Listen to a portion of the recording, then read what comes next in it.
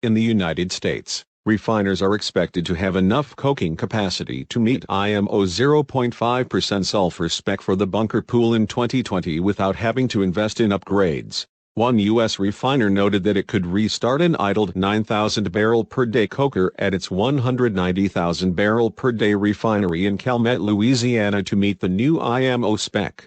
Additionally, U.S. refineries also have the ability to increase production of low-sulfur distillates, which has been estimated to need to be increased to 2 million barrels per day. This is expected to be the main method for meeting the new IMO sulfur spec in the short term. An analyst from Wood Mackenzie expects the new regulations will lead to a rise in demand for gas oil from the bunker pool. In Belgium, a refiner will start cutting high-sulfur fuel oil with a sulfur de-asphalting or SDA unit in early 2018. The refiner stated it will be able to produce 10 part per million sulfur diesel and other clean fuels from bitumen and high-sulfur fuel oil.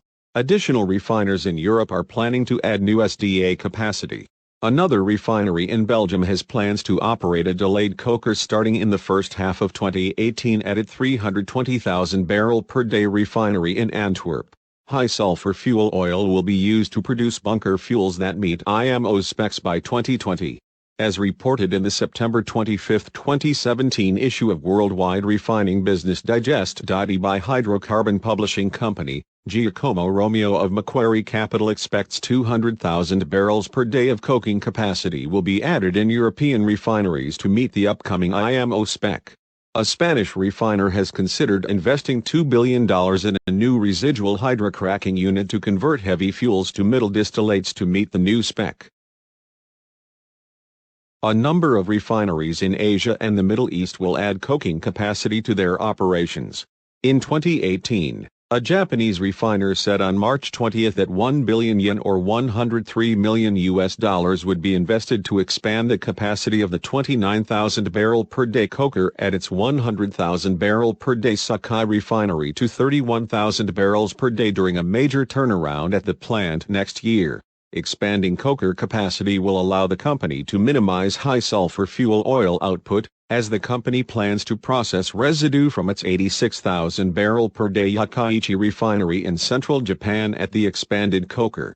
Last year the refiner produced 1 million metric tons or 6.29 million barrels of high-sulfur fuel oil. In 2018, Saudi Aramco plans to add 104,000 barrels per day of delayed coking capacity to a $7 billion refinery in Jazan, which is expected to start running later in the year.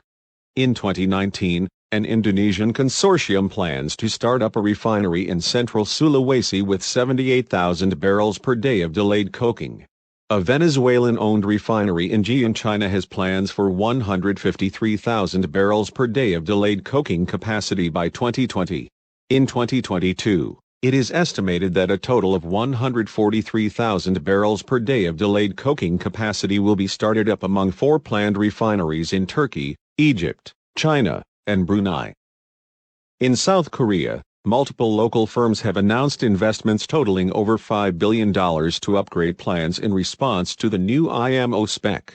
An oil company plans to add a new SDA unit as well as upgrade existing coking and hydrocracking units. The company said these 3 units will help increase output of low-sulfur gas oil.